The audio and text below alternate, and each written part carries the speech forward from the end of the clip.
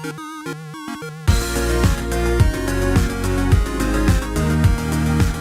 everyone, welcome back to another Anime Kingdom reviews. You see by the title below, yes, Tales of Zestiria is back. This is on episode 1 of the second season.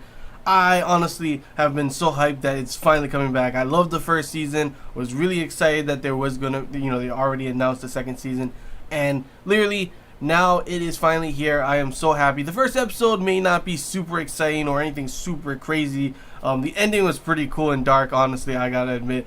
But this episode, it was a good way to, bring us back into the world of Tales of Zestiria, show us all the characters again. That's one of the things I really enjoyed, was being able to see, Sode and everyone once again. And then, of course, really kind of set the tone on what's going to happen for this, for the second season. Really showing that it looks like obviously Rose is showing a more important role in this one, showing her, Sode going with her to, pretty much just like really this episode was more of a showing of how, Rose's two lives. On one side, you have her being like, she's just really nice girl. Obviously, she really knows her business kind of stuff, really takes it serious. It was pretty funny to see those guys like think they can, take the money from her and stuff, and she just kicked their asses like it was nothing.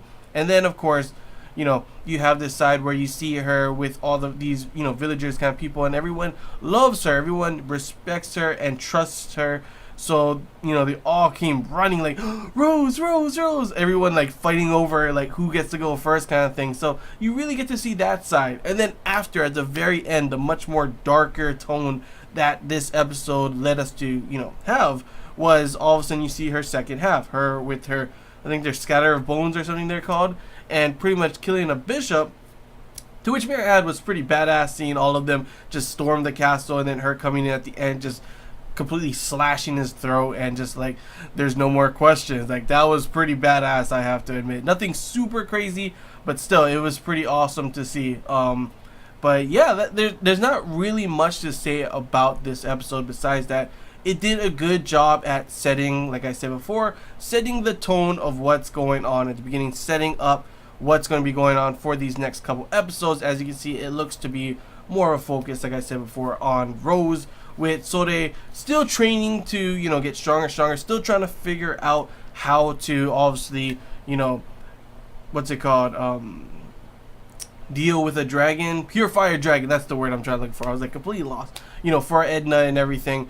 And that's pretty much what Sode is doing. Obviously, you saw that there was a little, problems going on with the current place that they're in. Obviously, they brought the general along to take him in and everything. Rose fought for him, of course. And then after, yeah, everyone gets drunk, including the general. So, okay, that was interesting. But yeah, it's really just Sode kind of training and looking for answers for himself for the dragon and everything, purifying the dragon. And then, of course, you have the more focus on, which is Rose, including the Wind Seraphim, I think his name is Dezo, I forget his name, honestly. Never really got to see him as much in the last season. So, yeah, it'll be interesting to see more about him, see what's going to happen with him.